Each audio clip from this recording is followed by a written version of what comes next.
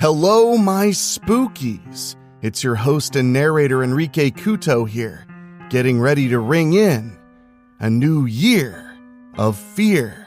And I want to say thank you so much for making 2024 one of the wildest years in the podcast. And on a personal note, thank you all for making this a much more bearable year. As many of you know, I went through a lot of trials and tribulations and a lot of loss, but my spooky family really helped me through. So I want to give you one more little gift before, on the 1st, we unleash a brand new New Year's story just for you from our good buddy Mike Ashkewi. So tonight, prepare yourself for 5 years of New Year's spookies.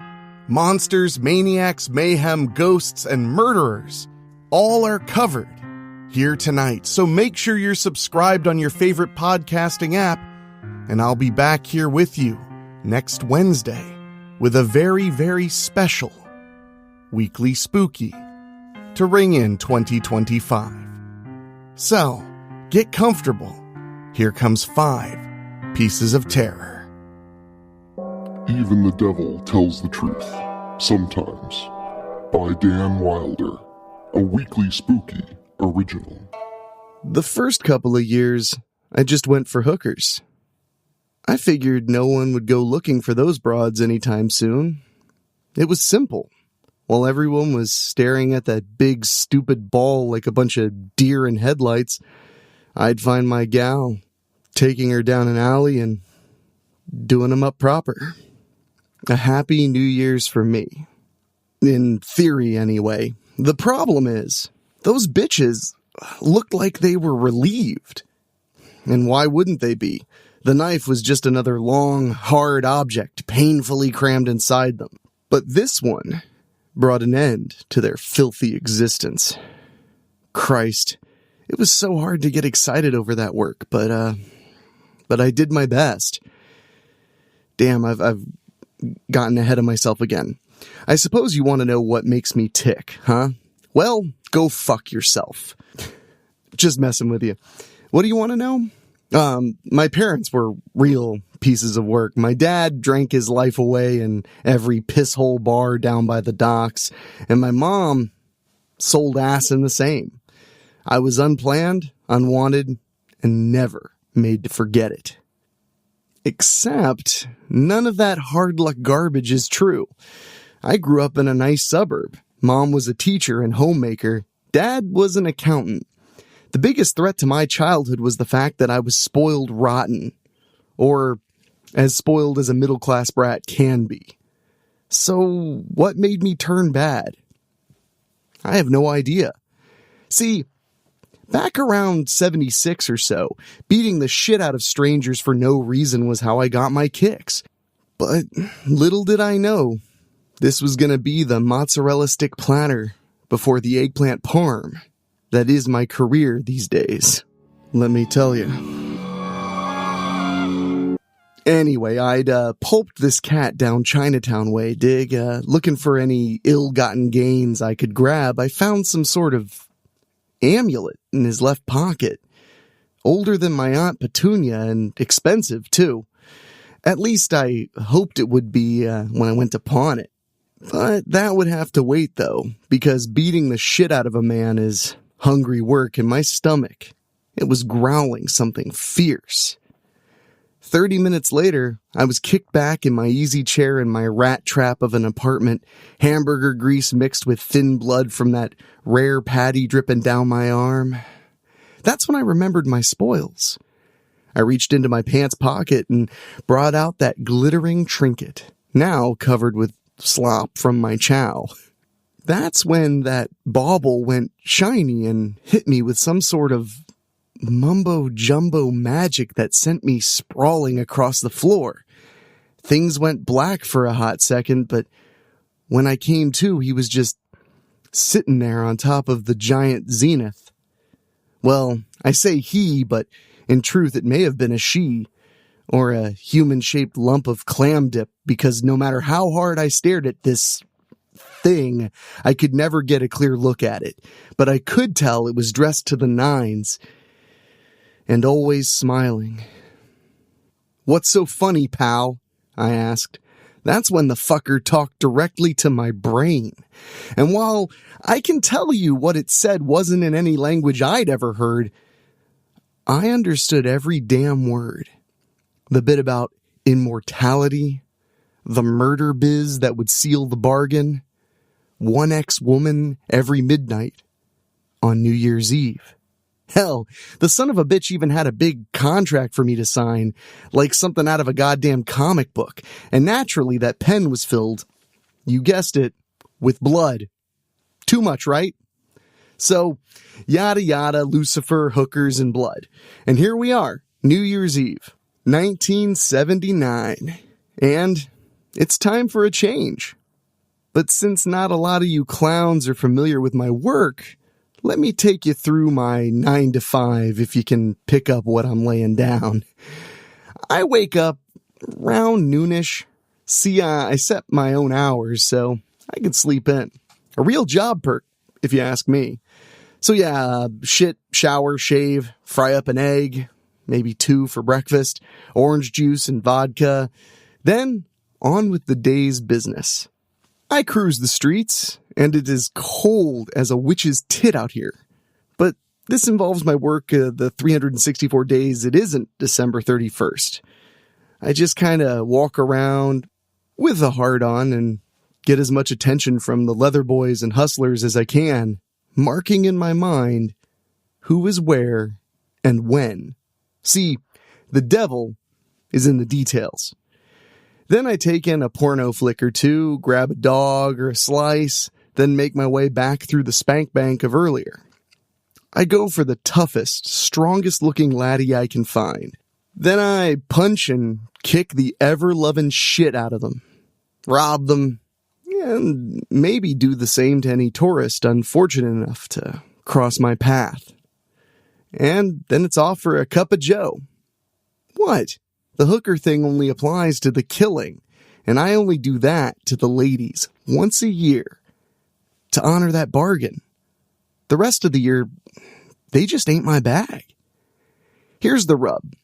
I don't really give a rat's puckered pink asshole about the living forever thing. Who needs that static? No, I'm just thankful that someone put the notion of killing a woman into my thick skull. Most of the time, I don't think about dames at all unless they're up on that stained silver screen. Plus, it inspired me to up my game in the whole inflicting pain on my fellow man game that I've been so fond of. Practice makes perfect and all that. Besides, who knows if that shit would still apply anyway? I hawked that amulet the next day for $200 and a sixer of bud. Where the fuck was I? My day. All day, every day. So I head home, take a shower, believe it or not, maybe throw in a TV dinner, catch some tube. You know what really tickles my asshole with a feather? Grabbing a paper and seeing if anyone reports on the shit I do. Hey, what can I say? I'm kinda like a gutter narcissist. Hey, I went to high school just like everybody else. Anyway, those rags never say a peep about me or the meat I, tenderize. Probably never will either. Fuck 'em. Nighttime? More of the same, really. I work 2 shifts a day, 7 days a week, and that's dedication no one can match. And I don't even have a union or nothing. Now that's January 1st to December 30th. But that next day, that's where the shit gets serious. I take a little personal time for the most of the day, do a bump, maybe rub a few out, grab a nice steak from Sizzler for lunch, real self-care type shit, you dig?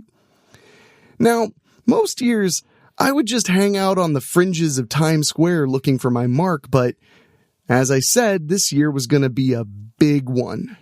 So, after Sizzler, I got a haircut. Just gotta look good for this. I yank a magazine off the newsstand and tear out a sample of cologne. I wasn't kidding around here, folks. Believe you me, class all the way. Anyway, I get to Times Square early, and the one thing you out-of-towners watching from your big, comfy couches probably don't realize, Motherfuckers line up for this thing hours and hours before anything is even going on. Just standing in the cold, hard street milling around like fucking zombies or something. Don't go away. Weekly Spooky will be right back. I kick around for a bit, taking a drag on a marb here and there. As I look around, I have to admit there are some spectacular candidates out there.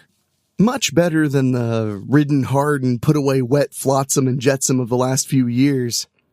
A strawberry blonde with gigantic tits and braces that catch the now setting sun when she flashes big smiles at her friend. An equally attractive Spanish chick with the blackest hair I have ever seen. You can bet those two are on my shit list for sure. But they just ain't the one. I continue my search. I see a cute Chinese girl here, a sexy socialite there.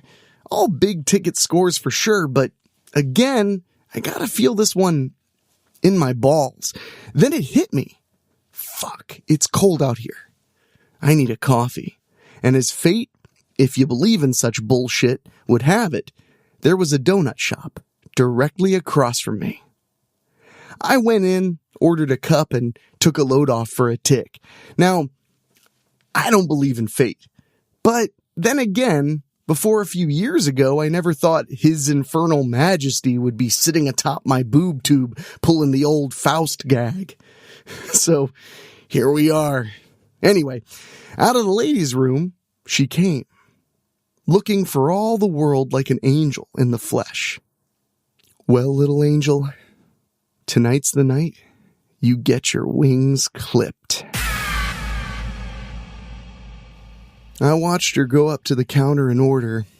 The way she moved, I could tell she was athletic, but there was more. Was she a ballerina? A gymnast? Damned if I know, but she definitely took care of herself. That's for sure. Her hair was like spun gold. I liked that. It would show the blood better once I did the devil's business. Literally. Anyway, she paid, walked out, and I followed her close. But not close enough to look obvious, dig? Yeah, so she snaked back through the crowds, the steam from her coffee trailing behind her, which was leaving a nice trail for me to follow, like that dude going through the Minotaur's maze. Damn, she was with someone. That would complicate things, but nothing I can't handle. Just have to think about how to get her away from that bozo she's with. That's when fortune smiled upon me for the second time that night. There was that fool with his clipboard, and you know he was just on a power trip like no other. Just wandering the crowd, looking for the most photogenic folks he could find and moving them right in line with the unblinking camera eye that would beam this bullshit into homes nationwide. He'd be easy. I dealt with dudes his size every ding-dong freaking day. Hey, buddy, you know that big shot producer running this thing? I noticed the lanyard around the hotshot's neck. Damn it! Now where did my lanyard go? I really played up looking for it, too. Oscar material here for sure. You mean Jim? Yeah, Jim. He wants to talk to your ass pronto. Shit. Probably wants me to get him a coffee. Can't he see I'm trying to make this show special? I mean, look at the prime trim I've picked out. What was your name again? Bill. I lied. First year working the show? The fool was actually buying this crap. Yeah. Does it show? I pointed to where the lanyard should be and chuckled. You'll be fine. Now, where was Jim? This way. Follow me. I know a shortcut that'll take us right past this mess. The people were becoming packed in like sardines. The rube followed me like a lemming. Right into the alley where I smashed his fucking head in against the ice-covered bricks so many times the walls started to steam from the sprays of his hot blood that splashed on it again and again. I grabbed that clown's clipboard and lanyard, and I made my way back to where I saw my angel last. And there she was, just where I left her. Time to get the show on the road. Excuse me, miss.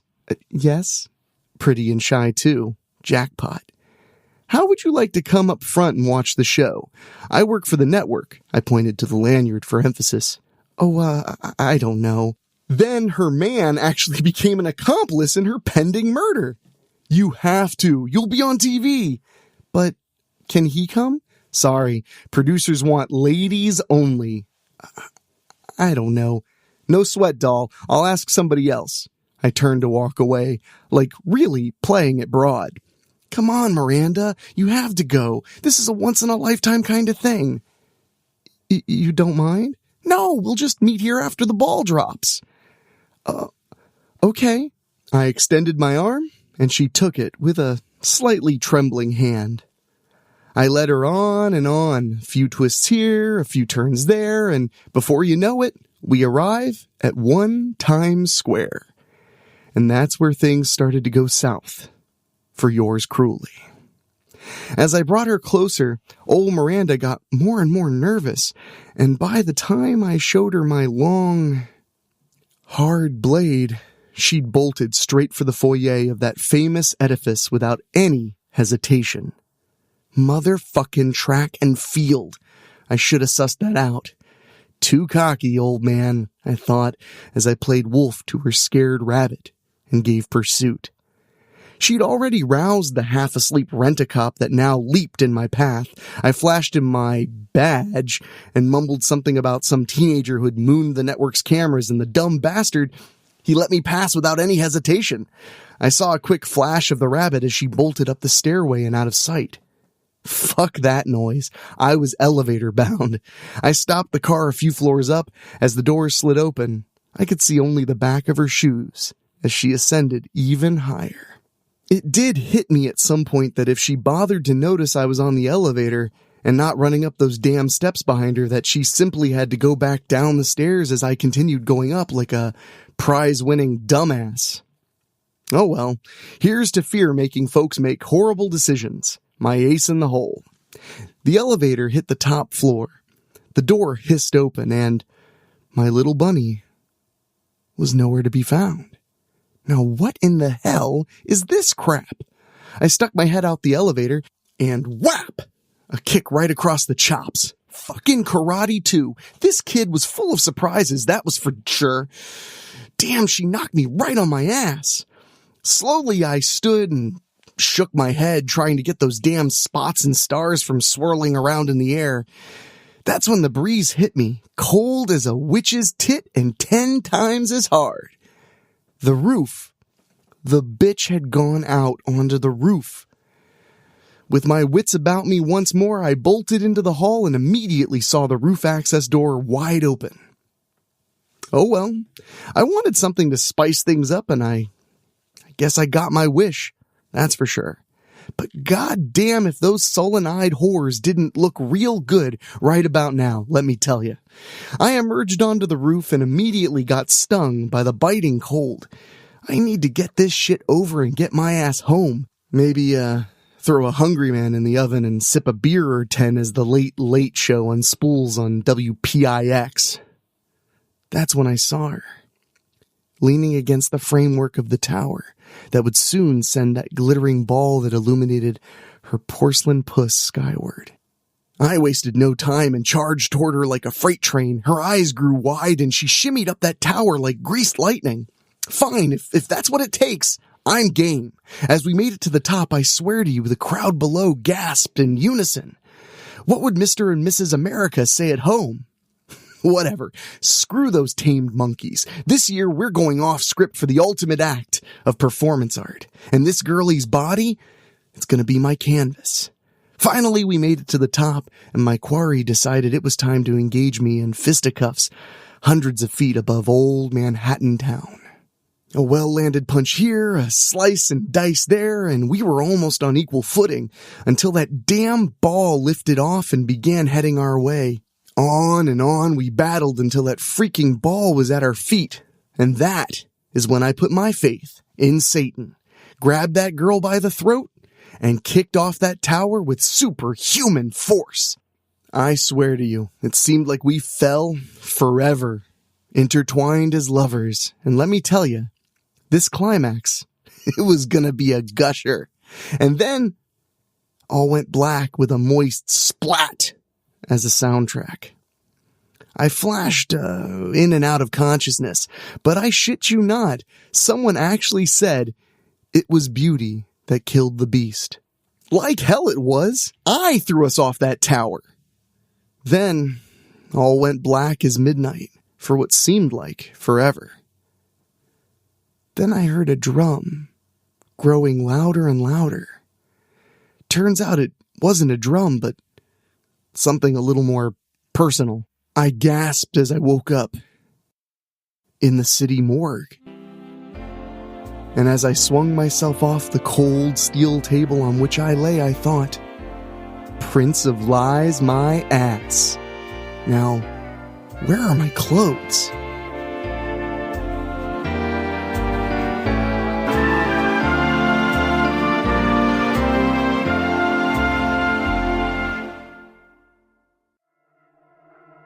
Satan's Shotgun by Daniel Wilder. I had a revelation come New Year's Eve of 1899. Jesus ain't nothing.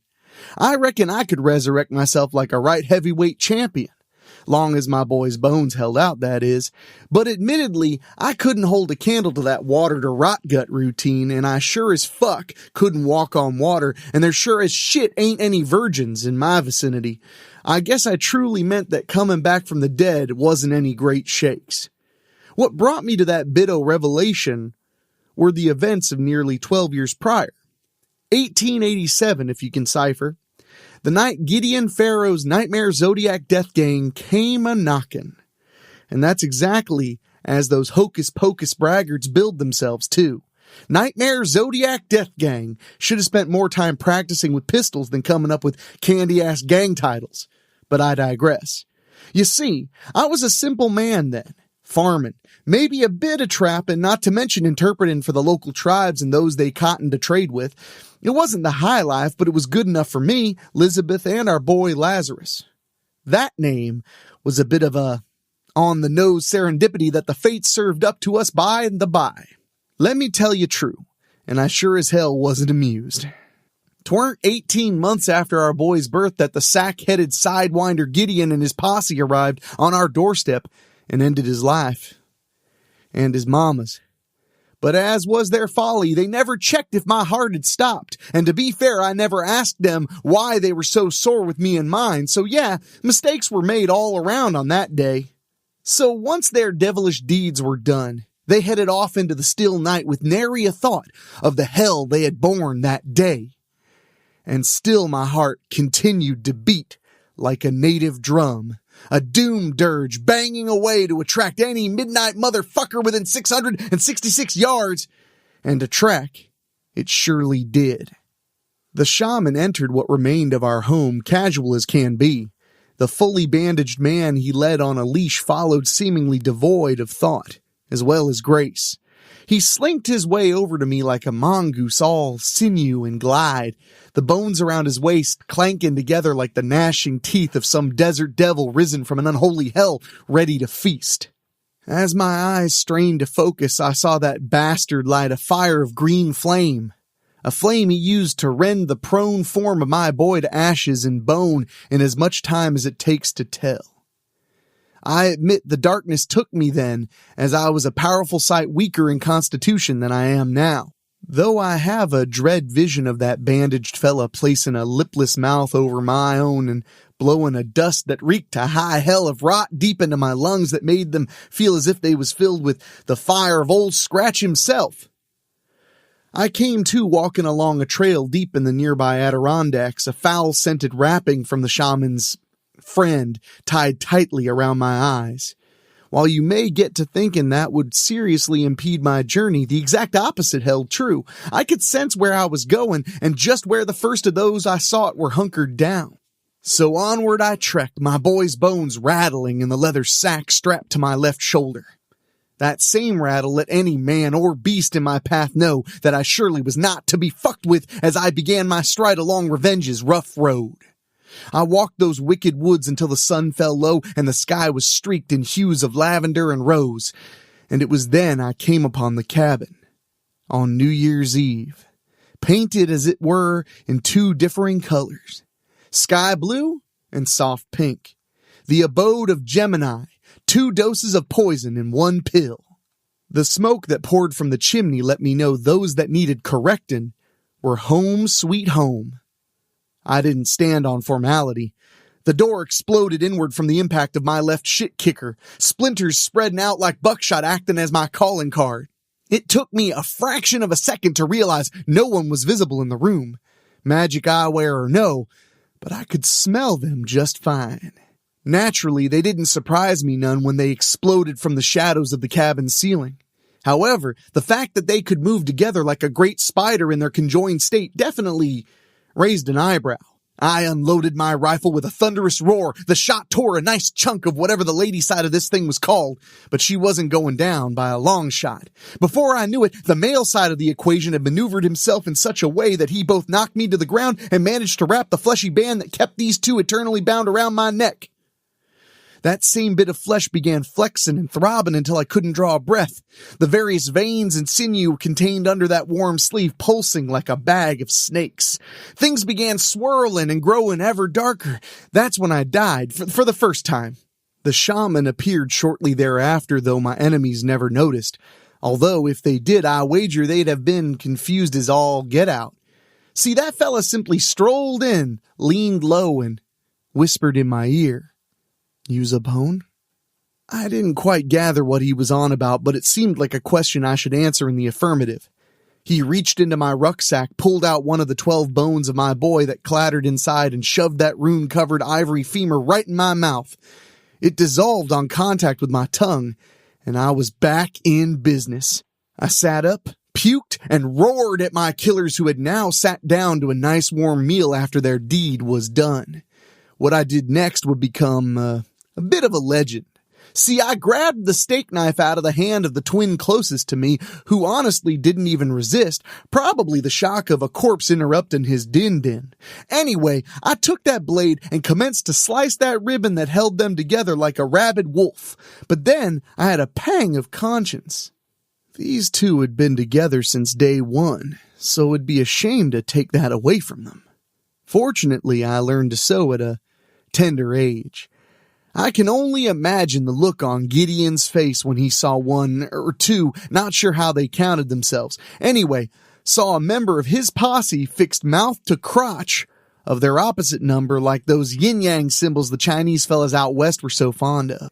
And imagine it would have to be, as once my work was done, I sunk into the earth outside the Gemini's doorstep, and there I slept for a full year. And so it went. At the very end of each and every year, I'd rise up and put a murder on one of those psychos. Pisces. Hard to breathe with concrete in your gills. Taurus. Let's just say he wasn't just a bull from the shoulders up, but that would be his undoing when I rammed that tallywhacker straight down his throat. Aries, Leo, Cancer, Sagittarius, Virgo, Libra, Capricorn, Aquarius, dead, dead, dead, dead, dead, dead, dead, and double dead. Don't ask. Year after year I fought, and year after year I lost a little bit more of my boy. Piece by piece. Finally, I came to Scorpio. And if you think the other menagerie made for a one-of-a-kind corpse gallery, I can assure you all that that final member of that gang, minus their ringmaster, but I'll get to his arcane ass in a tick. See, after the decade and change of carnival exhibits I'd tussled with, I wouldn't blame you none if you wagered Scorpio would be some kind of insect man, but it wasn't. Hell, it wasn't even a man. As you could guess from the hiring of those darling siblings I jawed about earlier, Gideon didn't give a single shit if those that worked for him were men or women, a real rarity as far as evil posses went in the late 1800s. Of course, half those motherfuckers would be a right challenge to even classify as human.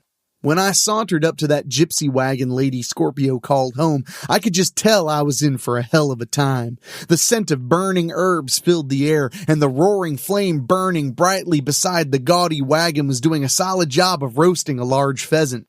I hunkered down by the fire. It always feels good to warm my hands after pointing my boots toward the sky for 12 months. The lavender and crimson curtains that covered the entrance to the wagon parted, and she appeared, a raven-haired beauty with eyes as cruel and cold then as a whole nest of vipers could possess. I told Gideon doing your wife and boy was a grave mistake. Well, it's a mistake that will surely put you in your grave, missy. More scares to come. Weekly Spooky will be right back. She laughed, and I had to admit it was an unbelievably delicate thing. If that is to be my fate, there is little I can do to change it. I spit at her feet. Yup. Won't you come inside a moment? It's your funeral, you can have it any way you want. I entered the wagon and beheld the interior, which contained nothing save for an opulent bed. I sat down and waited for the show to start. She slid into the bed beside me, pushed me down, and started to rub up against me all feline-like. I grabbed her hair, tugged it hard, and whispered the most romantic thing I could think of into her ear. This is for Lisbeth. I drove the blade of the hunting knife through the back of her head before she could even realize I had pulled it from my left boot. She made that weird gargle whistling exhale thing that you never really got used to. Then the light in those big brown eyes went dim. Should have started with this one. I managed to remove my knife from her skull and kick her ass right out of the wagon in a near seamless movement. I heard her hit the ground and then... splash? Her skin flew through the curtains and collided with the far wall of the wagon with a sickening sound akin to pig innards being thrown at a whorehouse. Ah, here we go, I said as the giant scorpion clickety-clacked through the entryway. The odd thing about this here scorpion is it had a great set of breasts and a tail equipped with a rather ornery-looking cock where the poisonous sting should have rested. I'm going to fuck you one way or another, lover, the beast spat from a mouth full of spear-like teeth and bad intentions. Get in line, sister. I drew my iron and unloaded on that nightmare with barrel a-blazing. That damn tail whipped at me again and again as Scorpio's face looked like a vat of prize-winning chili, and to my horror, the loads that appended shot were some sort of vile acid. While the walls of the wagon began to dissolve, the bitch stopped her bucking. Well, fuck me silly. I didn't die this go-around. I wonder if I'll still take a dirt nap. Yep, I said, as I folded into the cold earth. For the first time in years, I dreamed. I saw my family. The unspeakable terror life had become, the soul-crushing scream into the abyss I'd make year after year as I was reborn to put down one monster after another. And I saw that burlap-headed bastard that had made this all so. And I saw children. Unfamiliar children with their faces tinted a glowing blue, the exact same hue of which I'd never seen the like of before. Guess what day it is? That's right, the day I end the life of that masked son of a bitch and finally rest in peace. That's the theory anyway. The morning of New Year's Eve, 1899. I had that Jesus thought I mentioned at the start of this yarn, and I found myself wandering the streets of old Manhattan town, beastly bandages in place. Everything was cold gray. Until I got that unholy vision that Gideon was well and truly a man about town, though he wore a false human face over his rough mask. I followed him around a pace, but he seemed to make stops at random, and although he made no indication that he knew I was there, I knew damn well he did. Finally, he got the drop on me after a rather well-executed disappearing act in the Bowery. Let's retire to my residence and talk this through, eh, dead man? He purred. Yep, I answered. We entered the luxurious townhouse Gideon called home. Please relax, Gideon said, gesturing to an array of sofas and chairs that festooned his abode. I took a load off on a nearby Persian rug. That furniture was doubtless cursed and would spell my doom if I dare put my ass upon it. "Are you a gambling man?" he asked. "Not by nature, no." "I am, and if I had to play my hand, I would wager you want to know why I chose you and your kin to slaughter."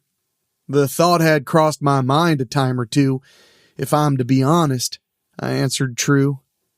"I had heard that if you do someone a cosmic-level injustice, like a random killing for instance, then powerful magic is revealed to those willing to travel a dark path." "You heard rightly." He gestured toward my rucksack. "The magic?" "My son." "Your son became the rarest of magics? You should be kissing my feet for this gift." "I see it a tad different." "I wager you do. Nevertheless, my theory was correct." "Nevertheless, you should have listened to your pet bug." "Scorpio? She was always the most in tune of my menagerie." "Was is the operative word." "I care little that you killed any of those sideshow attractions." "You're all heart." "No, I'm all business." "How so?" I queried. "Let's say you give me that last bone in your sack, and I let you walk out of here and live a long and happy life." "Let's say I do. What does that give me? An eternity without those I love? Those you took from me?" "True, but a life is a life." I thought on this a spell, and I had me a revelation. Hold on, you'll see. "Fine. You want the bone? Here it is." I removed my son's skull from the sack and held it up for that snake to see. "Glorious. Please, let me hold it." The shaman spoke into my ear for the last time. I nodded.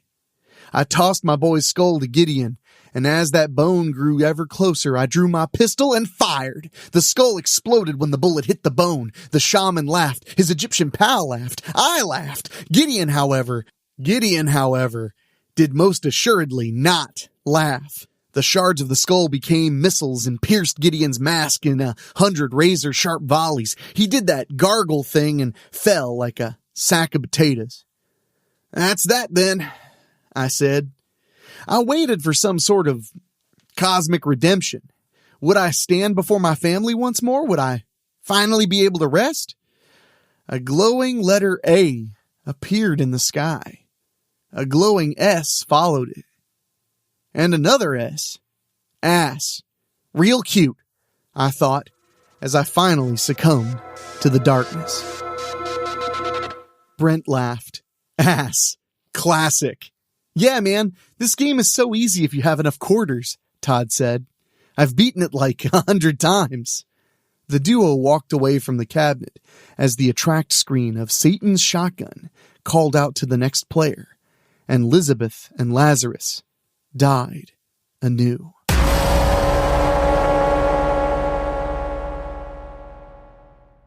A Few Cold Ones by David O'Hanlon. The man stood alone in the parking lot, watching a chip bag roll like a tumbleweed across the asphalt. The abandoned Kmart no longer held any of its corporate branding. The moss and mildew-speckled bricks were covered in graffiti, and the windows glazed over with years of grime. The man pulled his gown up in a bunch and aimed at the graffiti, relieving himself between a proclamation of love and a smiley face. The stream slapped against the brickwork and splattered the toes of his filthy hospital slippers. He groaned. He needed to get real clothes if he was going to enjoy his self-awarded release from the Serletti Institute. Kmart had always been his favorite store. The long shifts at the poultry plant sapped most of the joy from his life. Then he discovered this particular store. Every Sunday, he set the tone for the week by coming in to get all his essentials, enjoy the hospitality, and visit with the employees. Especially Diane. He scratched at the fat scar between the silver waves of hair. He would never forget his first love. He was sure she hadn't forgotten him. He'd see if he could find her once he got himself together. Whispers from inside snapped his mind back to the present and curled his lips in a malevolent smile that spread like a tearing wound. He leaned his face close to a fist-size hole in the window. Nothing was stirring between the leftover shelves and racks. A camera flash lit a corner of the store. The sudden illumination left dots flickering in his vision, but, for the briefest moment, he saw the two urban explorers reflected in a spider-webbed mirror. He covered his mouth to hide his giggling. Kmart was still the best place to do his shopping.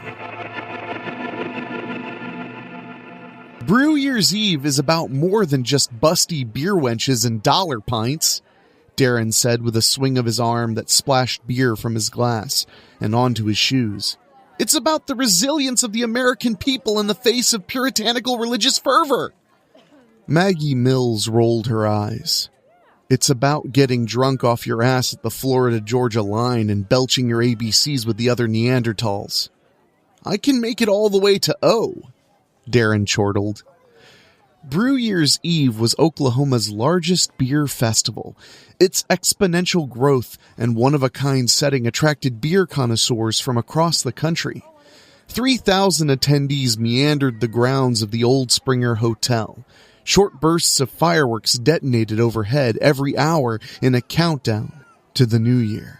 Local bands cycled on and off the grand stage to the east of the building to get the crowd fired up for the headliners. How Love Rocket was still riding the success of their 1986 hit, Sweet Cream, was anyone's guess, but their appearance added another $50 to the already steep admission price. Vendor tents lined the manicured western yard with an assortment of wares that rivaled most malls. On the south lawn, partygoers gambled on carnival games for a chance to win cash and prizes. The northern sprawl directly in front of the hotel was a smoky haze of mingling scents from the rows of food trucks. And between them and the entrance, the hotel's ornate fountain featured Poseidon, rising from a tower of lager-spewing sea life with his trident thrusting into the sky beneath the watchful eye of stained glass rose windows 6 stories overhead. 200 scantily clad serving girls gracefully prowled through the sea of people with trays of beer and then quickly sprinted back to the dressing room to empty the tips from their halter tops before making another round. Look around you, Maggie. This is historical. Darren spread his arms wide at the backdrop of the once lavish hotel. A vinyl banner fluttered in the chill breeze over its doors. Happy Brew Year from OK Brewing. The name's OK, but the beer is legendary. Darren's right, for once. Maggie's boyfriend Carlton put an arm around her waist. These guys did something really amazing here. Is that so? Maggie held his chin in place as one of the wenches bounced past them. And what could be more amazing than all this cleavage and cheap beer? Maggie's best friend and Darren's girlfriend, Karen, giggled. We're in the Springer Hotel, Darren said matter-of-factly. Maggie shrugged. And? Carlton held up a finger. How about I show you? The other 3 followed him through the crowd. They rounded the beer fountain and went to the main entrance where Carlton slapped the brickwork. A series of pockmarks dotted the facade beside a bronze plaque emblazoned with the name. Carlton pointed to the food vendors. On this night, in 1931, 60 Prohibition agents led by Two Gun Hart pulled up where those trucks are now, he said. The Springer Hotel refused to acknowledge Prohibition. Everyone knew it, but no one wanted to risk the wrath of Farrell Springer. But Hart was Al Capone's big brother, Darren interrupted, and brass balls are genetic. So what happened? Karen moved closer to hear over the crowd. Farrell stepped out the front door and shouted, "If you're coming in, it's drinks for $1 or lead for free." Carlton whipped his hand up with his fingers making a gun, and then he fired a single shot, taking the hat right off Hart's head. Maggie poked a finger into a bullet hole. and they returned fire. Boy, did they, Darren said. The barrage killed Farrell and 3 bystanders in the lobby. The guests started pulling guns and the hotel became a battleground. Carlton jerked his head to the door and they continued inside. 9 people died in the shootout and a store of moonshine caught fire, killing 6 more and destroying the West Wing. It was the largest mass killing in the history of Carpenter County, Darren added. Barely. Otis Kilgore's Christmas party only missed the mark by 1, Carlton said with a snicker. He snapped his fingers and smiled wide. Did you hear? Netflix is doing a movie about Otis. I hope they get Kevin Smith to play him. Carlton laughed. That'd be a riot. My babysitter used to tell me Otis would come and get me if I didn't listen to her, Karen mused. Who tells a 6-year-old that? Most of the babysitters in Ottawa, Darren shrugged. Maggie sneered and nodded in agreement, remembering her own sitter's warnings. The couples made their way through the lobby and up the wide staircase between its hand-carved rails. In '93, OK bought the hotel and started restoring it for their headquarters as a slap in the face to the Prohibition days.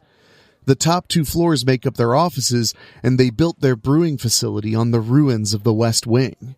Carlton laughed. You can't tell me that's not the coolest story in the world. Maggie leaned on the banister and watched the crowd in the lobby. What about the other 3 floors? Haunted as shit. Darren chugged the rest of his beer and whistled for a server. Yep, Carlton added. They renovated the rooms and rent them out as a tourist attraction. Everyone that's ever stayed here claims they saw weird things. Maggie lifted the festival pass hanging from the lanyard around her neck with a room key. And we're spending the night with the ghosts and the drunks? What could go wrong? A maniacal, shrill guffaw answered, and Carlton spun in a start. His hand swiped the glass from the giggling guest's hand on accident and splashed the contents across Karen's blouse. The sheer material clung to her, revealing the bare breasts beneath. She screamed at the icy shock of IPA and then covered up in embarrassment. Her free hand slapped the partygoer's cheek on reflex. The wide grin melted from the man's weathered face as the red handprint formed in its stead. He picked up the plastic pint glass from the floor and twisted it between his fingers, glaring at Karen through it. He pressed the rim into Carlton's chest. Ain't that something? Not even a crack. He giggled again in a pitch that betrayed his stocky build. Yeah, lots of new things in the world, huh? Carlton cleared his throat. Seriously, sorry about that, though. No sense crying over spilled hooch, the man said with a chuckle before turning to Karen. And you shouldn't be so quick to hide such wonderful tits. At least let an old man earn the smack you gave him. He licked his plump lips. What the fuck did you say? Darren grabbed the back of the man's shirt and slung him to the wall. Darren, take it easy, Carlton called out. He took a step forward, fists clenched and ready to defend Karen's honor, when a walking refrigerator whisked between them like a leaf on a breeze. Darren's face bounced off a muscular chest. The security guard glared down at Darren and growled for him to be cool. That high-pitched giggle pierced the crowd again, and the guard turned to give the man the same warning. The Goliath pressed his finger into the man's chest. I don't see a pass around your neck, he grumbled. The man giggled again and made a show of patting down his own torso. I seem to have set it down somewhere. He scratched at the barren stretch of flesh where the scar created a second part in his hair. I'll bet I left it in the restroom if you'd like to escort me to retrieve it. The security guard clamped his hand on the back of Giggle's neck and led him away. I think I'll do just that, pal. What in the actual fuck? Darren shook his head. Just some harmless old goon, Carlton said. Come on, Karen, let's go to your room and get you cleaned up. Maggie hooked her arm through Karen's and turned to Carlton. She kissed his cheek. We'll meet you two at the bar. I came for the fireworks, not to watch you two get into a drunken brawl. Behave.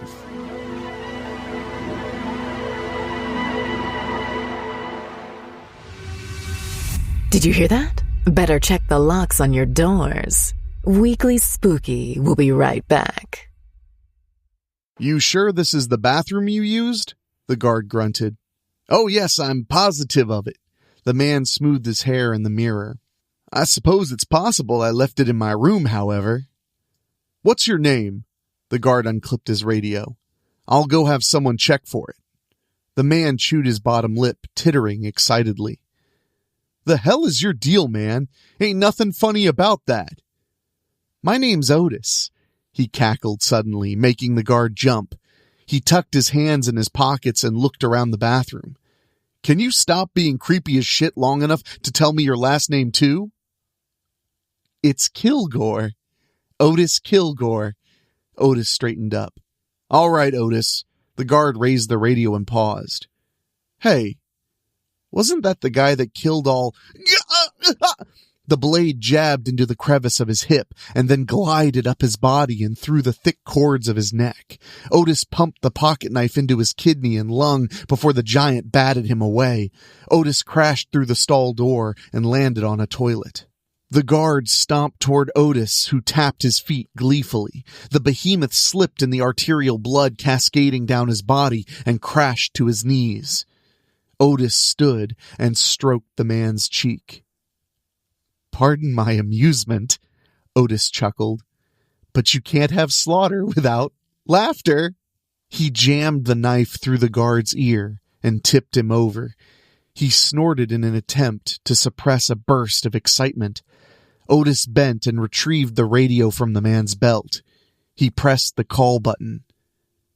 I need a room check on a rowdy guest, he wheezed. 10-4, what's the name? A voice answered. I'm afraid I didn't catch the last name with all the commotion, Otis said. I heard his buddy call him Darren. A long moment of silence followed before the voice came back. Looks like we got a Darren Hildebrand in 303. Say, who is this? I don't recognize the voice. Otis giggled.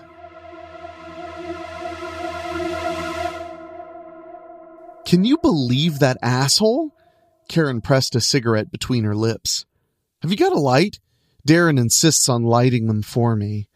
Maggie looked beside her to the crystal ashtray on the dresser and collected the book of matches bearing the OK Brewing logo. Compliments of the house. She broke one off and struck it. Karen puffed the cigarette to life, holding her soaked blouse up for examination before dropping it into the trash can. She blew smoke from the corner of her mouth. It had probably stained before we got home anyhow. Maggie tucked the matches into her jeans. The only thing I love more than your thriftiness is your modesty. Want to put your boobs away now? Karen pressed them together. Jealous much, Maggie Man-chest? She laughed, then realized the high school nickname still struck a nerve. Sorry, Mags. No biggie. Maggie stood and stretched, and flicked Karen's nipple. Ouch! Karen covered up and retrieved her suitcase. Fine, I'll put them away, you salty bitch. You enjoyed it. Maggie winked and collected the cigarette. Hurry up. We need to babysit the boys before they do something stupid. Karen slipped on a new shirt and buttoned it quickly.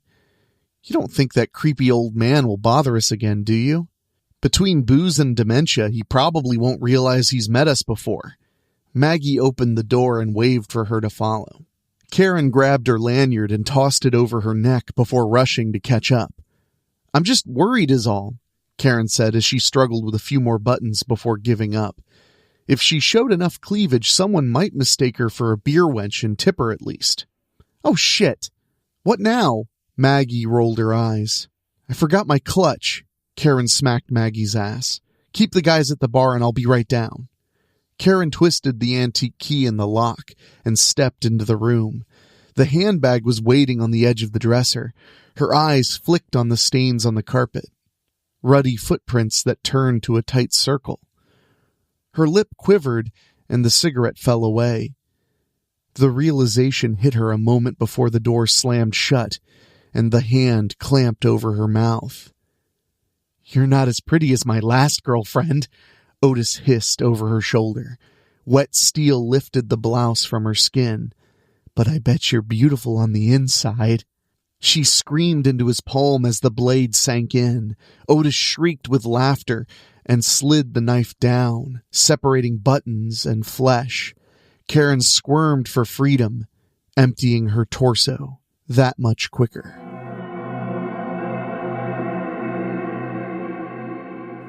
"What's taking Karen so long?"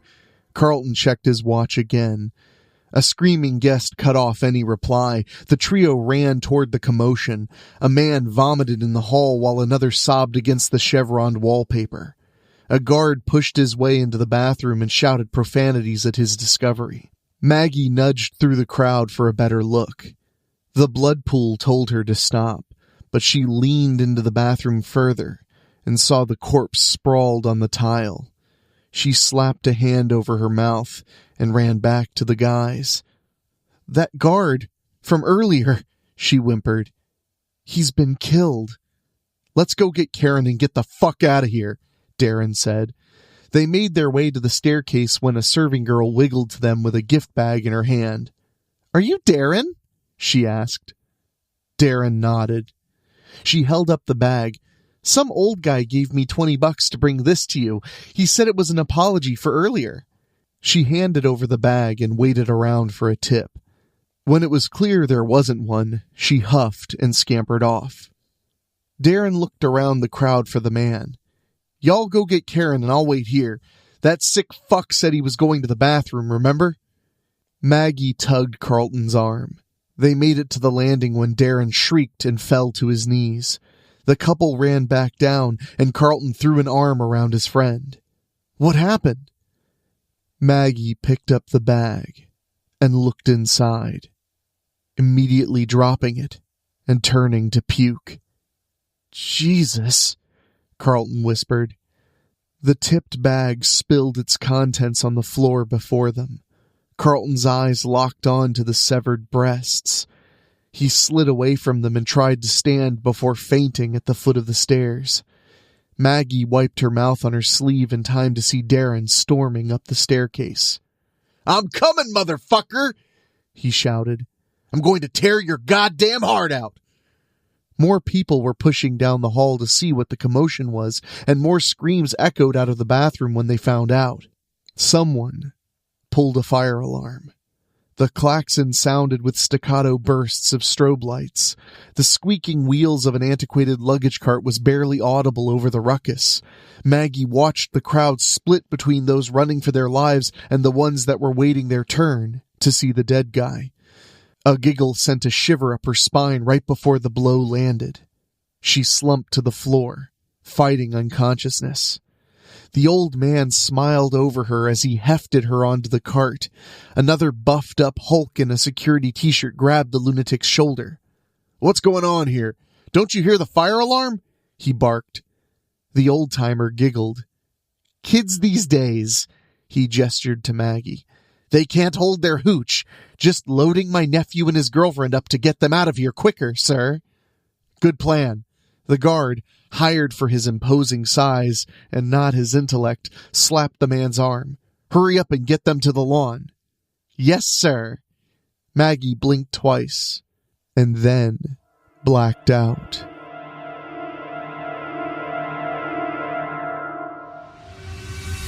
You're not safe yet.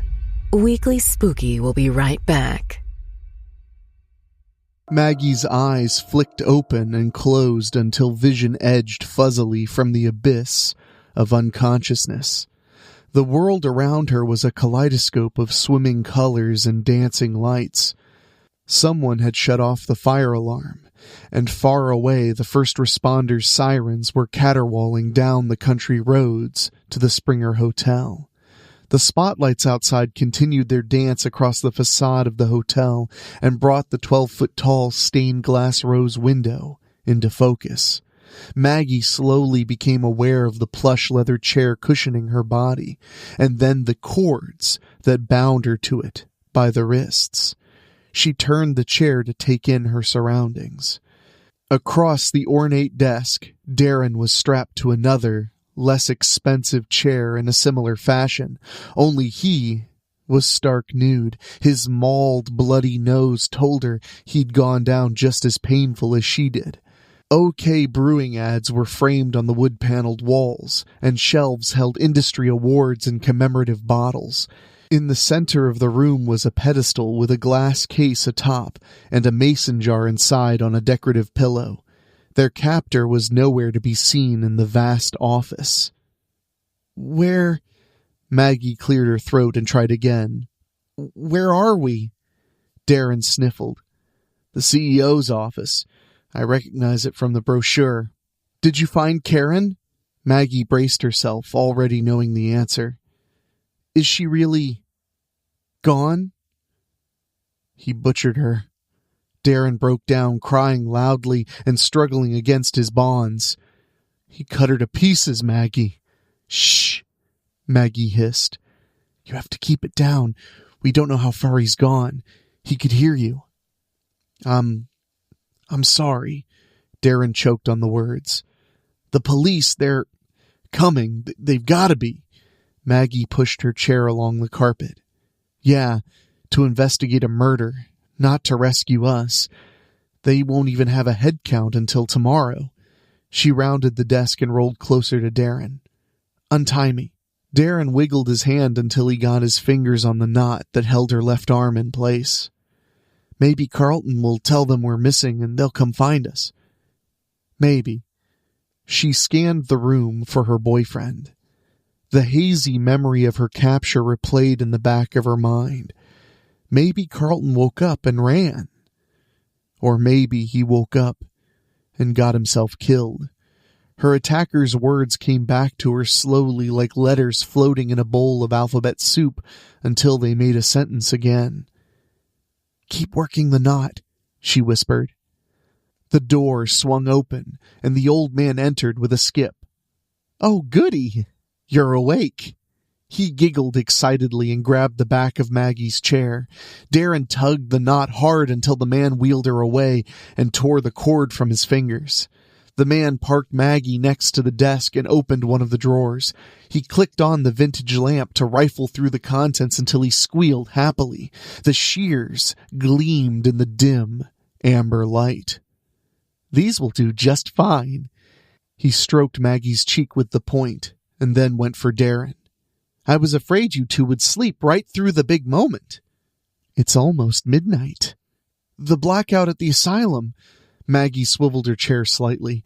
Darren had made some slack in the knot, and she rolled her wrist slowly to loosen it further. "I saw it on the news a few days ago. They said there were too many bodies to tell if anyone escaped. But you did, didn't you? You set that many creative, free spirits loose in one place, and things are bound to get interesting," the man said with a gentle tittering. "The blackout was a gift from God, and one should never refuse a gift." "So," Maggie tugged softly to see if she could squeeze out, "who are you?" "Why, you're right. I feel like I've known you so long that I plain forgot to introduce myself." He knelt on the floor in front of Darren and tapped his fingers on his captive's knee. A watch alarm beeped in the hallway. Maggie let her head hang and bit her lip when the door started to open. She kept her eyes closed as she raised her head and hoped she was wrong. She wasn't. "The cops will be here in a few minutes," Carlton said. "We don't really have time for this, Uncle Otis." "You should never rush a celebration, Carl." Carl nodded anxiously. "That's true, I suppose. We can take the bootlegger tunnel in the basement all the way to the fireworks bunker. There's an electric cart there. No sound and a 4-hour battery. There's a farm a few miles away. By the time the cops search this place, we'll be free and clear, but we need to go soon." "Of course, my dear boy. But it's not really New Year's." He slid the chrome blades around Darren's scrotum. "Until the ball drops." The giggling disappeared in the wave of Darren's frantic screams as the scissors closed slowly on the wrinkled flesh. Maggie jerked her arm free while her psycho boyfriend laughed it up with his long-lost uncle. She worked the knot on her other hand and freed herself as Darren's cries turned sharper. The glands plopped on the shag carpet, and his head lulled. Maggie launched herself from the chair, snatching a trophy from the desk adorned with a gold-plated beer keg. The ornament twinkled on its arcing path toward Carlton. The stone base stamped a dent into his forehead, and a backswing snapped the keg off and sent it, and a few teeth, through the glass case resting on the pedestal. Otis buried the shears into Maggie's thigh. She cried out and collapsed beside him. The madman straddled her, squeezing her throat with his free hand and leaning close. His hot, fetid breath was like roaches crawling across her cheek. She twisted her head away from him, her arms stretched for something she could use to free herself. "My nephew's letters told me how sweet your candy was." Otis ran his tongue across her ear. He pressed the point of the scissors into her belly and laughed hysterically at the impending kill. "I only wish I had the time to taste it." "Taste these." Maggie shoved the severed testicles into his open mouth. Otis leaned back, twisting to spit them out. Maggie grabbed his hand and shoved it toward him, lodging the scissors into his pudgy belly. Otis ripped the office cutlery from his abdomen and raised them overhead. "You bitch!" Maggie jammed her fingers into the wound, pressing deeper until she felt something slippery between the tips. She spread her fingers, tearing the wound and drawing a fresh scream from Otis. Her hand pushed through and disappeared inside him as she clenched her fingers around the tissue. Maggie jerked her hand free, and gravity did the rest. The intestines twisted out of the new orifice like a worm wriggling on a hook. Otis rolled away, screeching. He discarded the scissors to push his guts back in as he crawled for the door. Carlton groaned on the floor and staggered to his feet after a series of failed attempts. Maggie stood next to the pedestal and read the little plaque in front of the decorative pillow. The jar of moonshine was the only thing that survived the fire in 1931. She hefted the mason jar and examined the contents. Carlton rubbed the oozing wound in the center of his head and cleared the blood from his eyes just in time for the container to meet his face. He staggered backwards and fell on top of the desk. Maggie dug in her pocket and limped closer while Carlton struggled to remove a shard of glass from his cheek. Can't we talk?" He held up his hands defensively. "I mean, you don't turn your back on family. Right, Maggie? You get it, don't you?" Maggie struck a match and twisted it between her fingers. "I told you, I came for the fireworks." Carlton slowly lifted his shirt to his nose and sniffed the alcohol-saturated fibers. "Oh, shit!" He rolled over the desk. "Come on, Mags! This isn't you! You're not a killer!" New year, new me. She lit the book, igniting the remaining matches in a sulphurous flash. Compliments of the house. Maggie tossed the matchbook and Carlton ignited instantly. The flames flared over his face as he spun, sprinting for the giant window and diving through it. The stained glass fell through the spotlights like shards of a shattered rainbow as he plummeted toward the cool salvation of the beer fountain. Maggie stood in the empty frame and glanced down. Carlton's burning body danced on the end of Poseidon's trident. Maggie watched until it went still. His jaw tore away from the prongs, and his corpse dumped into the fountain with a puff of steam and an anticlimactic sizzle. She ambled away from the window, collected the scissors from the carpet, and made her way to the stairwell. Her leg throbbed as her toes squished with each step as the blood collected in her boot. She limped down the stairs, following the crimson trail left by Otis and leaving her own as she braced a bloody hand on the wall for balance. In the basement, she found the pile of boards where Carlton had reopened the bootlegger tunnel, and beside them, the carpenter's hatchet he used to pull them down. She slipped the scissors into her pocket and scooped up the small axe before continuing her pursuit. In the stretch of pitch black, a flashlight danced unsteadily ahead of her. Maggie didn't know how long the tunnel went on, so she pushed herself to catch up. If Otis got out first, he'd get in the cart and disappear before anyone could catch him. She couldn't let that happen. Maggie bit her tongue to keep the screams at bay. She just needed to get closer. The light dropped, followed by a curse. It rolled chaotically before it steadied and rose. Otis had fallen, and Maggie used it to her advantage, pushing her wounded leg into a hobbling sprint. "Otis!" she cried out. The light stopped moving. Otis giggled maniacally and started to turn. She reached back and hurled the hatchet. The laughter turned to a howl as the blade found its target. Maggie watched the beam swirl and fall to the ground once again. The flashlight rolled down the path, and she retrieved it on her way. Otis was sprawled in the gravel with the hatchet sticking out of his skull, intersecting his scar. Not again," he whimpered. "I haven't seen you since last year, Otis." Maggie shined the light in his face and drew the scissors from her pocket. "Did your nephew's letters tell you we used to go axe throwing with Darren and Karen?" Otis smiled slowly. His giggling turned to a rasping cough. Maggie knelt beside him and worked her fingers into his waistband. "You know, I think I missed it earlier. The part where the ball dropped." Otis wasn't laughing anymore.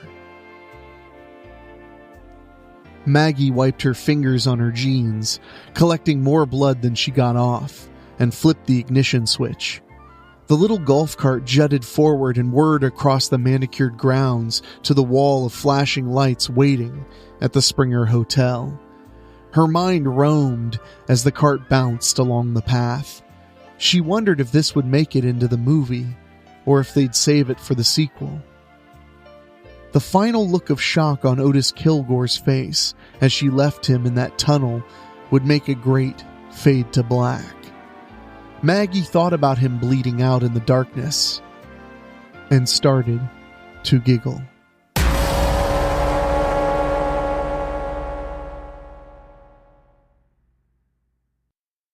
Stakes and Shoguns by Dan Wilder, dedicated to David DeNoyer.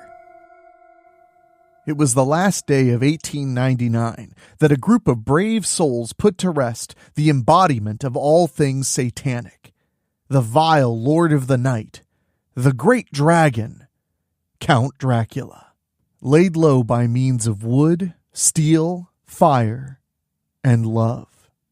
They celebrated the coming of the new year in darkest Transylvania that year, raising many tankards of spiced mead and toast of their great victory over the darkness.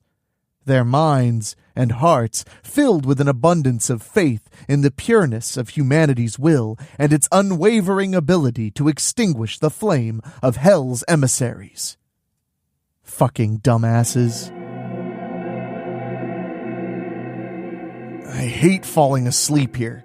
You always wake up with a film on the roof of your mouth, and the 1-2 punch of stale popcorn and even more stale piss can really take the wind out of your sails. And don't even get me started on the bums that come in here just to warm up and occasionally die. There were a gaggle of such gents in the front row this very night, and they cared about the first feature of the evening, a retitled re-release of Blood Shack, which had been cycled through this theater at least 5 times in as many years as I did. I was here to see Shogun Assassin, which I missed on its first go-around earlier this year thanks to work commitments, but I'd be damned if I missed it again. Hell, the trailer alone made it seem like it would be the bloodbath of the century, which you'd think I'd try to avoid given my profession, but there was nowhere else I'd rather spend New Year's Eve. So yeah, now I'm awake and hungry. I made my way to the lobby and found it both quiet and empty, which it never is. Giving it a full minute with no sign of life, I stole a bucket of popcorn and a watered-down soda, neither of which I felt guilty about since they taste like crap on a good day. I made it back just in time to catch an earful of the raunchy "Our Feature Presentation" theme, which made a porno score sound sedate by comparison, with its paint swirl graphic accompaniment. Now, if all that happened next was I ate purloined treats and watched a man and his young child fuck up a good-sized hunk of ancient Japan in a whirlwind of wholesome violence, then this would be a boring yarn to lay on you. But for a solid hour, that's exactly what went down. But wait, it gets better in a New York Minute. At random intervals, there would be a mild movement from the huddled forms of the homeless dudes in the front row. But whatever was going on, they were mercifully keeping it to themselves for once. Until they didn't. Now, one aside about Shogun Assassin, it frequently features blood spraying everywhere like a nightmare money shot. And it was during one such scene that I noticed one of the bums had wandered up to the screen and was trying to catch the on-screen blood rain. In his open mouth. What in the fuck now? Next he tried to lick the screen, which was when I took action. Hey, fucko! Sit your ass down! Now, usually that was all it would take with these folks to return to some semblance of order, but not this time. Nope. I had just fucked up royally.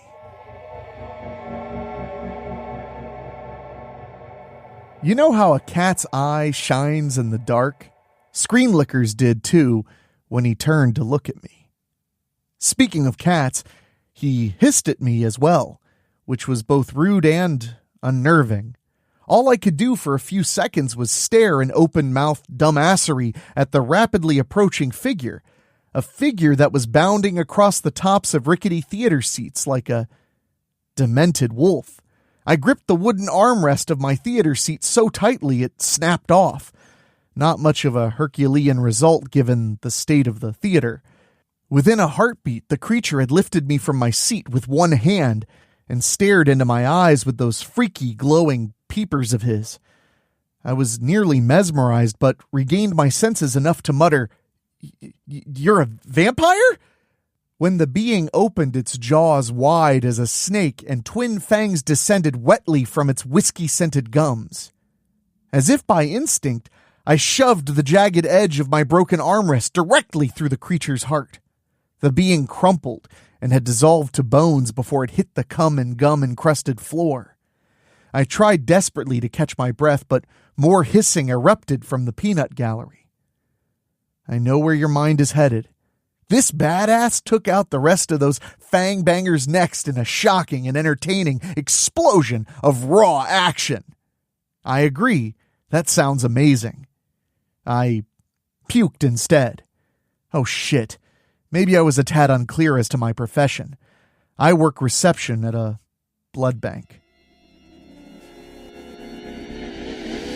Anyway, it turns out I had more than enough time to spray vomit on seats that were no strangers to such actions. As the Master of Death succumbed to our hero's sword on screen, I could see that the remainder of the front row were feeding upon themselves instead of hunting me down. Apparently, cheap booze and supernatural monsters are not good friends. This time I wised up and made a run for it. So the lobby was still dead and completely without anything remotely useful as a weapon.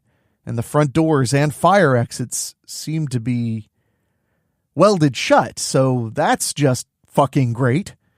The adjoining theater was without patrons, but a swarm of bats swirled around the light from the projection booth as a horny fishman was making sweet, scaly love to his less than enthused partner. Their red eyes turned towards me, and I slammed that door shut. I can't believe I'm going to die without seeing that fucking movie again.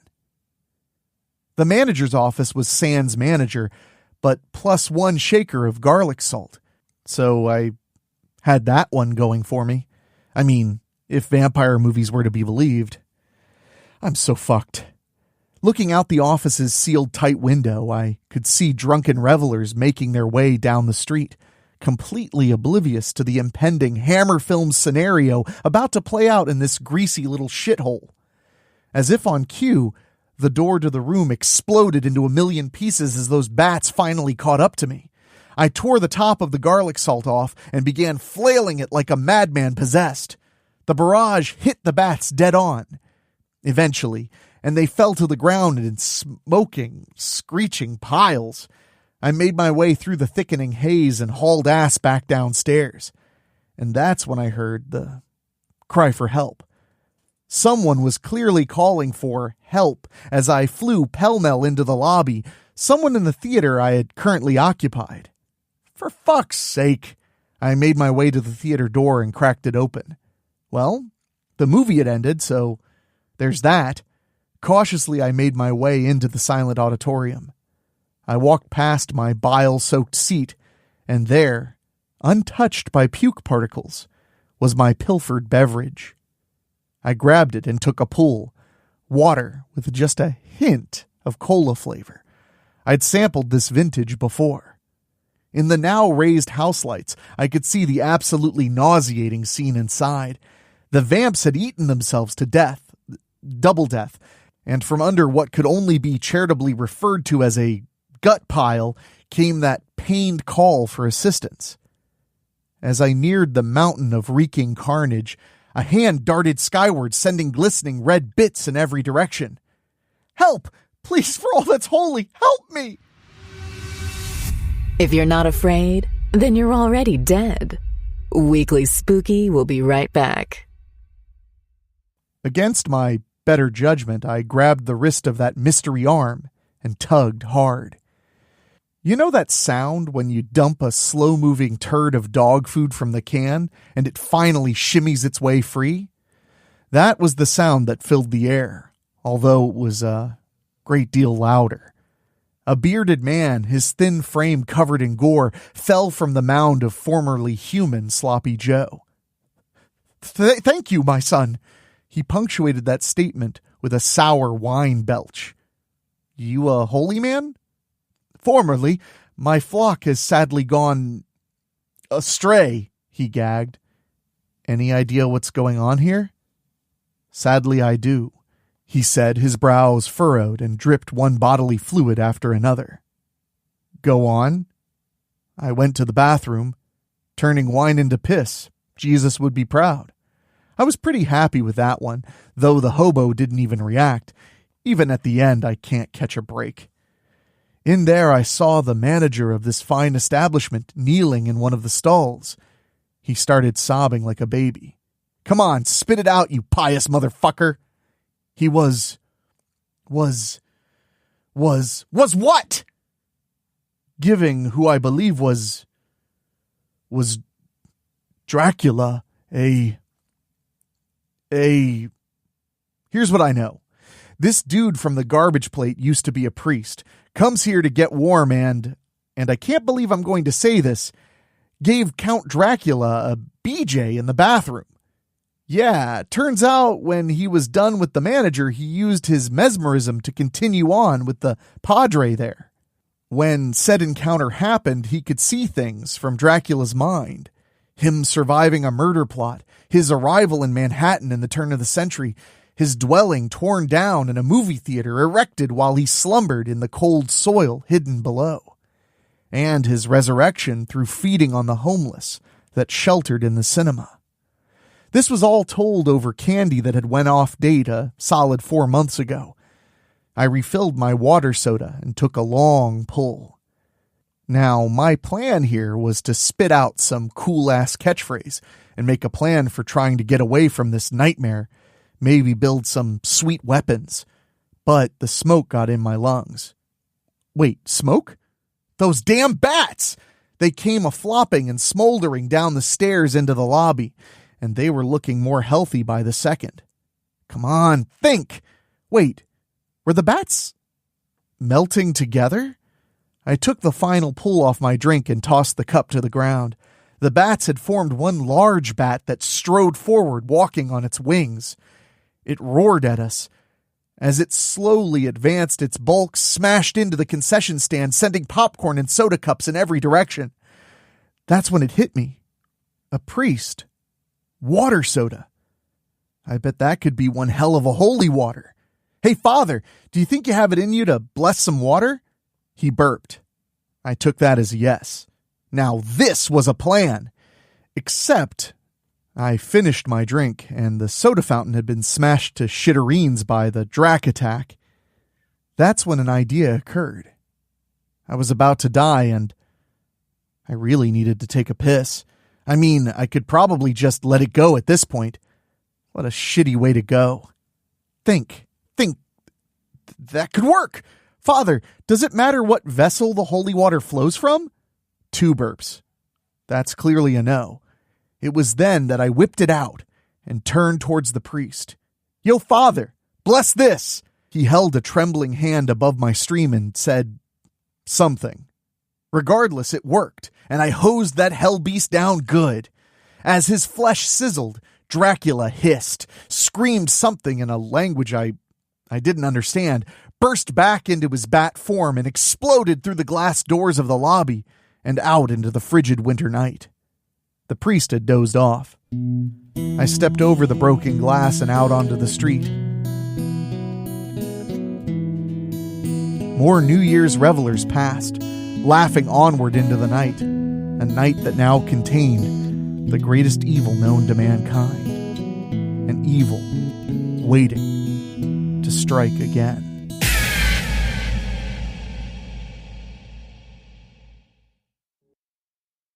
Alien Zombie Punks from Upstate New York by Dan Wilder.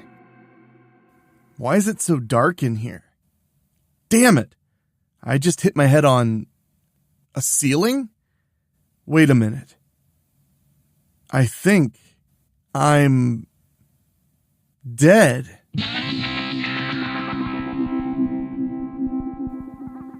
Let's see if I can piece this thing together. We went into the city earlier. It was me, Sloppy Suicide, or Ricky, as he was known before last year, Debbie, and myself. We strolled around the city streets, which were both 10 to 20 degrees warmer than the streets of the nowhere mountain town we left 3 hours earlier, but also inexplicably smelled like chocolate-flavored breakfast cereal. Which was strange, but better than the leather mill runoff that usually tickled our noses with its award-losing scent of sickly sweet putrescence, mixed tenderly with chemicals that were most likely banned everywhere else in the free world. Anyway, earlier our punk rock asses clambered into Sloppy's busted-up conversion van with bags of snacks and beer and began the long drive to the Big Apple. It was already snowing steadily as we tore down the roads leading to the highway entrance that would bring us close to our ultimate destination, Max's Kansas City, for a likely to be unforgettable night of punk music and New Year's revelry. But the chains wrapped securely around the van's tires kept us thankfully on the road no matter how dicey the weather was. Apparently it was in part forgettable because piecing this shit together is getting harder. But I digress. So we walk around, got buzzed, Debbie bought a few trinkets from the street vendors, and eventually we wandered our way over to the venue. After arriving and stepping gracefully over a disturbingly large puddle of puke, we stepped inside. The place was wall-to-wall punks, bullshitting, drinking, being charmingly rude, all of our greatest qualities brought out in mass. We mingled, we drank, we were loud, and soon the opening band lurched to life. I can't for the life of me remember their names, but they sang fast, aggressive songs about alienation, indiscriminate fucking. There might have even been a television cover in there. They were quickly followed by more scruffy, snot-leaking bands that played 40-song sets in the space of 20 minutes apiece. So far, so worth it. The night wore on, but soon the headliners took the stage, coming straight from the wilds of New Jersey. These folks looked for all the world could tell like ghouls returned from the dead to raise unholy hell, and they were louder and more confrontational than all the other acts combined. Wait a minute, ghouls. That triggers something to fire off deep within my brain. The scream started from the back of the club, but it was barely audible over the din of the band and the crowd cheering them on. Occasionally the band's bass player, a hulking dude with long black hair brushed in front of his face, would smash his instrument into anyone foolish enough to dare to get on stage. Onward they played, bringing us chain gang choruses and 3 angry chords all wrapped around tales of the Kennedy assassination, teenagers from outer space, and satanic werewolves. And subtly, the crowd noise became less and less. I have no idea what compelled me to turn around, but I did. Then quickly regretted it. In the front of the house, someone, or more accurately, something, moved among the crowd swiftly. The being's eyes reflected light not unlike a dog or a cat, which was disquieting enough for sure, but the fact that it was seemingly murdering patrons left and right was undoubtedly its worst feature.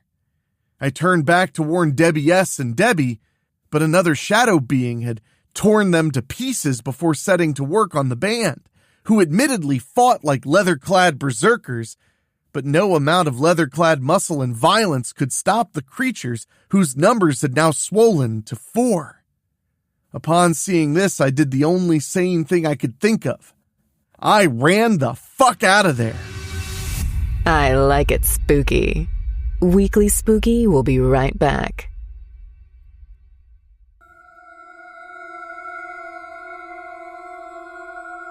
I pushed through the throng, slid constantly on barf blood and Lord knows what other bodily secretions before I burst out onto the city street.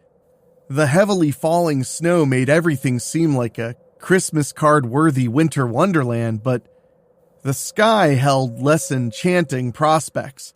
Far above the skyscrapers, meteors streaked across the sky, leaving violet trails in their wake.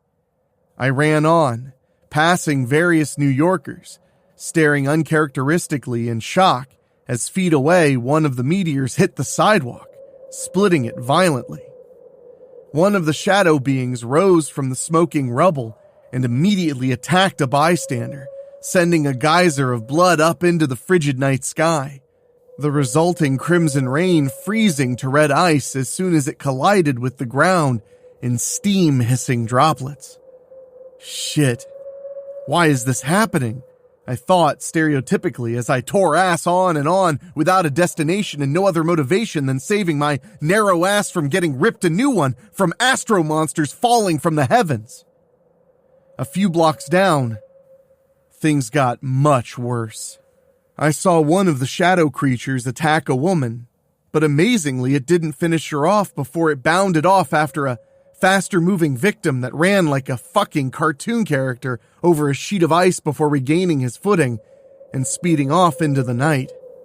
Against all common sense, I made my way over to the woman to try and help her. But upon arrival, she was a complete and total mess that looked more like a plate of discarded spaghetti and red sauce than a young lady out for a stroll. Please just hold me, she whimpered. I did, immediately soaking my best t-shirt in blood. What's your name? I asked, mainly because it's what I saw characters do on TV when they encountered similar, deeply shitty situations. Olivia, she muttered weakly. That's a great name, I said unconvincingly. So, what brings you out tonight? What the hell kind of question was that? In response to my quandary, her eyes glazed over cataract white. Suddenly, she sat up straight and shoved me back hard, sending me directly on my ass. A hiss escaped her now blue lips, which were flecked with neon green phlegm. Her gums had retracted to the point where her teeth now appeared ginormous. Speaking of teeth, she began clicking them together rhythmically. Somewhere behind me, I heard a slight commotion, which quickly grew in intensity before a group of... What the hell are these things? Zombies? Yeah, let's go with that. A group of zombies spilled forth from a nearby bodega, their limbs flailing wildly as they moved both fast and clumsily forward. I screamed and possibly peed a tad, and booked it like a freight train straight out of hell.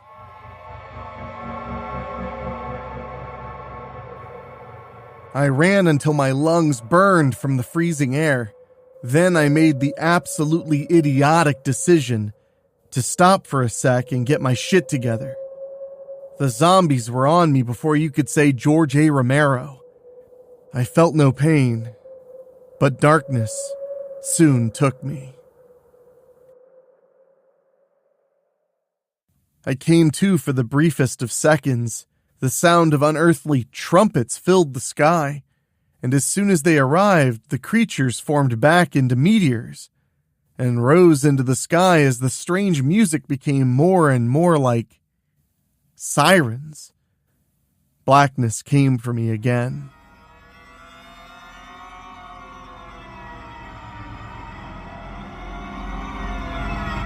And then I woke up to even more blackness and a minor head injury from the aforementioned ceiling.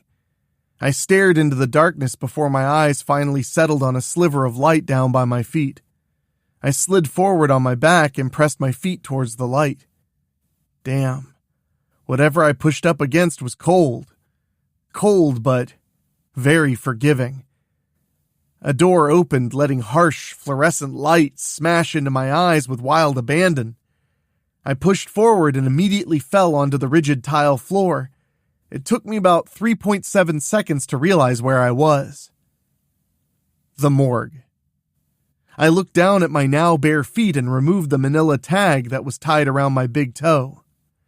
I have no idea what had happened to me, but I was definitely not dead. I caught my reflection in a nearby mirror mounted on the wall. I wasn't a zombie either. Then I saw the two forms rise from the gurneys behind me. Rick, Sloppy, whoever, and Debbie sat up. They were nude minus the thin sheets that covered them, but Sloppy's mohawk was unmistakable, since it was hot pink with electric blue tips. It took a minute, but I could tell they were much the same as Olivia from earlier in the evening. But their faces seemed downright friendly instead of, menacing as could possibly fucking be. You guys look like shit. Thanks, pal. You look naked. I hadn't noticed it before, but Sloppy was right. I was every bit as naked as my friends. But where I was shivering from the coldness of the room, they seemed to be as cozy as could be. My eyes darted around the room for something to cover up in, and then they fell on a plastic bin filled with my clothes, wallet. Hell, even my beat-to-shit Doc Martens were accounted for. I crossed the room and pulled on my clothes. So, what's new with you two? Well, we were ripped apart by aliens and woke up as zombies, but, doesn't feel too bad, Debbie said cheerfully. You guys don't want to eat me? Not particularly, no. Turn me into one of you? Nope, Sloppy said flatly. Well, what do you want to do? We sat at Max's drinking our stolen beer. Just me and my two naked zombie pals. The walk back was uneventful. This particular area of the city seemed completely abandoned. Only corpses remained. Occasionally we'd hear noises of happy crowds from deeper within the city, or footsteps close behind us or from the rooftops. But if more creatures prowled tonight, we sure as fuck didn't see them. The entire thing was very Omega Man, to be quite honest. But as previously mentioned, one with less monsters for a change, so that was a big plus. Anyway, a punk and two naked zombies walked into a bar. No punchline. We just walked in, stole beer, and sat at a table surrounded by corpses on a chilly New Year's Eve night.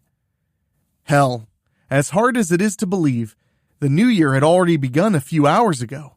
Probably between the time we were eaten by monsters and waking up as either, one, a guy that obviously fainted at the prospect of being eaten when in fact some cosmic twist of fate called the herd home before said eating could take place, or two, as monsters that behave absolutely nothing like monsters that made them who, in turn, were made from other monsters from space.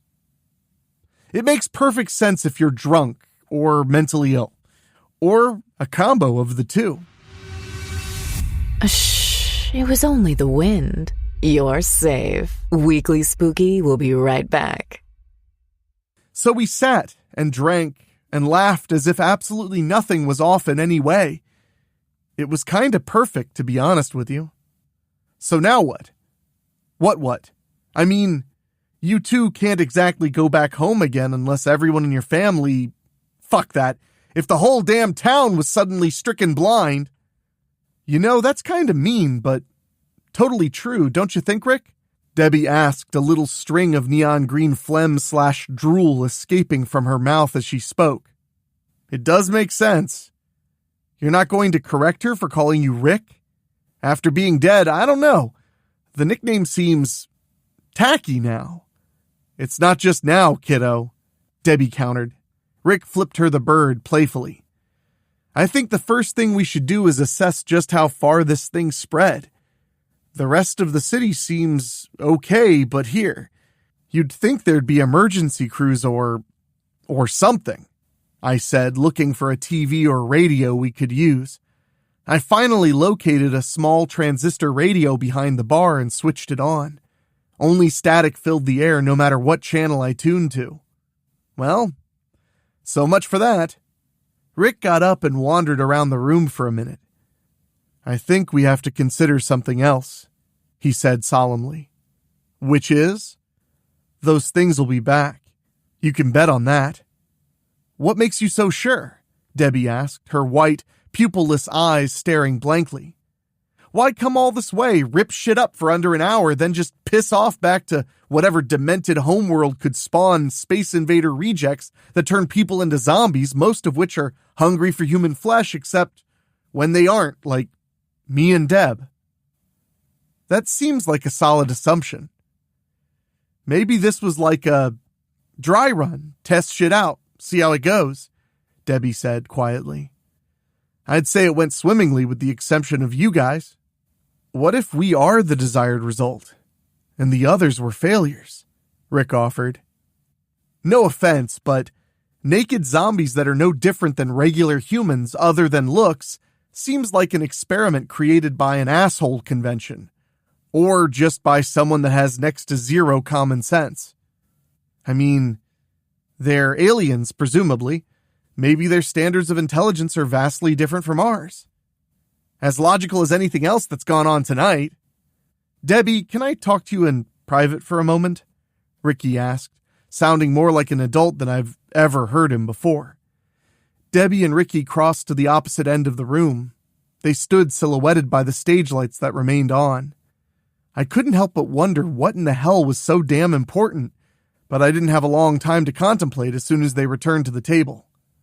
So, listen, man, me and Deb were just talking, and we have a proposition for you.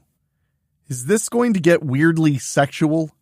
Debbie and Rick laughed until they coughed up more green goo that hung tenaciously to their cold, blue lips. No, it's more like dinner plans. Spill it. Let's say, for instance, that those cosmic creeps make a return engagement tonight. Do you think your chances of continued survival are greater or lesser given your current state?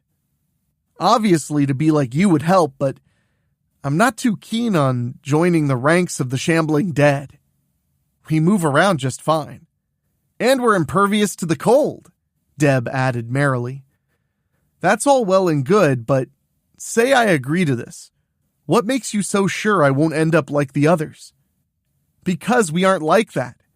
And we'll both bite you. Better your chances that way. And then what do? Hide out. Maybe gather some weapons. If they think we're on their side, we may be able to just walk up and pop them before they know what hit them. I truly hate it when you make reasonable arguments. Is that a yes? I mean, back home is comfortable, but I can't help but think I have a greater purpose in life than being a counter jockey at a video store. Saving the whole damn planet would definitely qualify for that. Fuck. All right, I'm in. Debbie barely let out an excited yay before the biting began. When I woke up, I felt nothing. No more cold, no more warmth. Thankfully, no hunger. Eventually, we gathered some supplies, clothes, and made our way back to our van. Soon we were headed due west as we exited the city, which besides the few blocks we spent the night on seemed perfectly normal in every single way.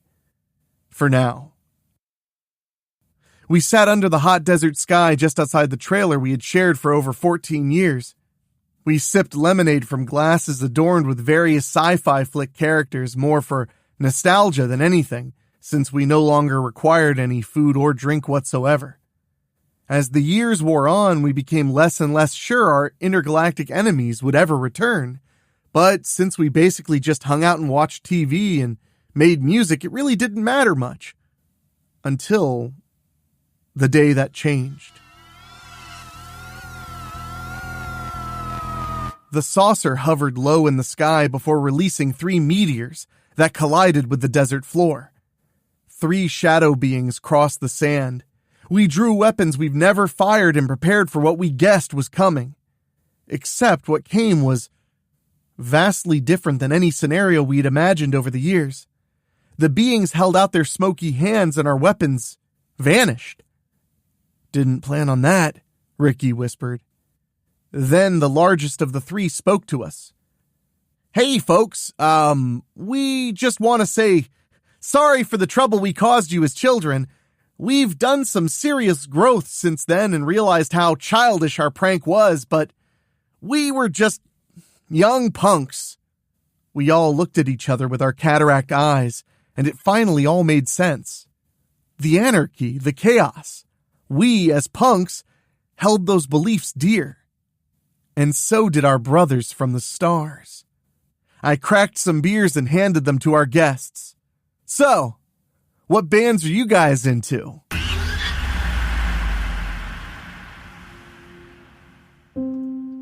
Spookies, thank you so much for the most successful year in weekly spooky history. As we head into our 6th year of podcasting and bringing you something scary every single week, I want you to know it's become more than just a show to me, it's become a purpose. When life gets hard, when tragedy strikes, something that helps me stay grounded is knowing that I owe all of you subscribers a show every week. And your ears, your fears, your imaginations are what make this show work. So thank you from the bottom of my heart for giving me and all of my wonderful authors a chance to be a part of your lives, to make your workday go by a little bit smoother, to make washing the dishes a little more fun. That's all I ever wanted when I launched this show, because it's what podcasts gave me as a listener. A little bit higher quality of life through audio. I knew I was going to get a little bit sappy, but I just want to say thank you. And I can't wait to release even more programming to you all year long in 2025. And we're going to start it off with the Strickfield mini-series. So January is all about fun cliffhangers and scary events. So thank you again. And I will mention it because I have to. If you want to support us in a direct way, head to weeklyspooky.com/join. For as little as $1 a month, get 2 bonus shows every month and help the show very directly. But that being said, just you being here, just you being subscribed and listening whenever you have a chance, even if it's only around the holidays when you have the time, means everything. And if you ever want to email me for anything, I don't care what, it's weeklyspooky@gmail.com. All right, I gotta get back to work because I still need to record our brand new New Year's Day show.